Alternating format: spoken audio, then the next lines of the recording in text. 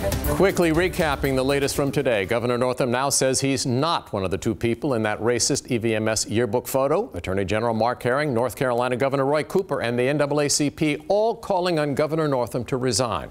Northam says he's not going anywhere. Joining me in the studio here is blogger and political activist Vivian Page to talk about this. Great to see you. Thanks for being with us. Good to see you again, too, David. Do you believe the governor when he now says that's not him in the photo?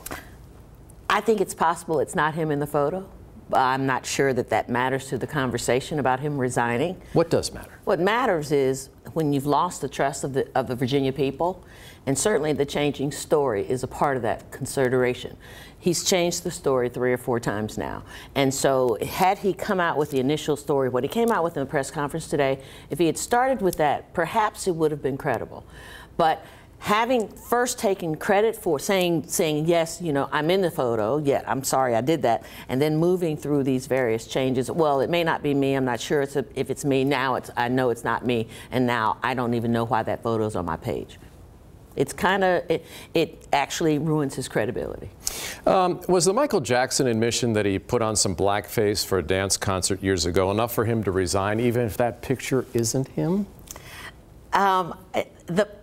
I wasn't the racist in this photo, but I might have been a racist in another. It was an interesting excuse. He should have been gone anyway, but as far as I'm concerned, that just actually, that's the first rule of holes. When you're in one, stop digging. Mm-hmm. And he was in a hole so far that he came up with something that just was not any way mitigating what had been going on. What impact, if any, might this have on Democrats in November? Well, you know, obviously that's a political question, and part of the process when you're thinking about politics is to figure out who benefits and who does not. There's no doubt that if the governor refuses to resign, not only is the General Assembly in session right now trying to get some very important work done. We're trying to get through tax conformity is one of those big things, but we're trying to get they're trying to do some serious work. That's going to be all drugged down as they go through this. We're hitting crossover here real soon. Mm-hmm.